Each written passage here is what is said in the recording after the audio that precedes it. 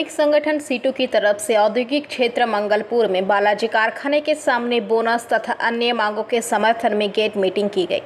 इस मौके पर यहां संगठन के तमाम नेता उपस्थित थे। इस मौके पर सभा को संबोधित करते हुए सीट नेता हेमंत प्रभाकर ने कहा कि यहां पर वामपंथी शासन काल में औद्योगिकीकरण हुआ। बंगाल के पूर्व मुख्यमंत्री बुद्धदेव भट्टाचार्य द्वारा पूरे बंगाल के साथ साथ रानीगंज क्षेत्र में भी की पहल की थी। इसी का नतीजा है कि यहाँ पर कई कारखाने लगाए गए थे।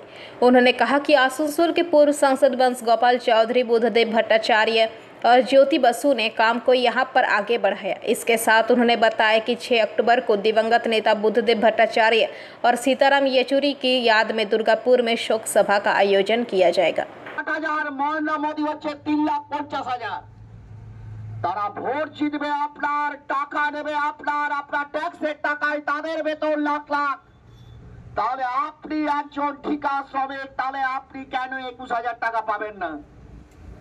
এটা আপনাদের গল্প মনে হতে পারে যে 10, 10.5, 11, 8, 7 পাই, কোথায় 21?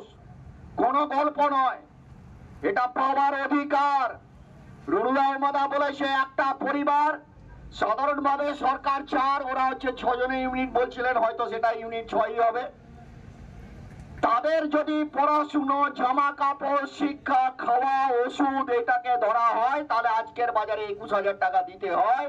মোদির কমিটি, মমতার কমিটি এ কথা বলেছে, তাহলে ওরা দিচ্ছে না, আমরা বুড়ো আঙুল চুষবো?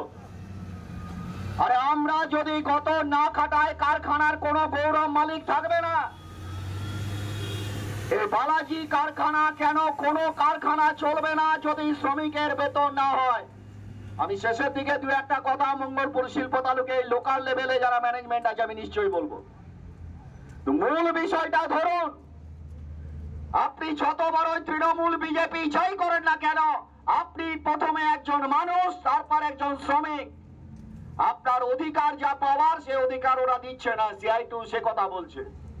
এসব আছে না এরকম অসুবিধা, কিন্তু আপনাদের ইচ্ছেটা কি? এইভাবে থাকবেন না একটু লড়াই করে নিজেকে? এই মনে রাখবেন, যদি একসঙ্গে আপনারা থাকেন কারুর চাকরি যাবে না, কারুর হচ্ছে হিম্মত নেই কিছু করার, কিন্তু লড়াইটা একসঙ্গে করতে হবে।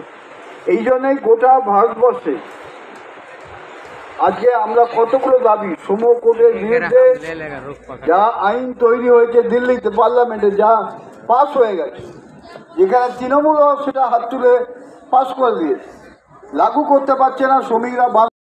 नियमित अपडेट एवं दुनिया भर की ताज़ा खबरों के लिए हमारे फेसबुक पेज को फॉलो एवं यूट्यूब चैनल को सब्सक्राइब करें।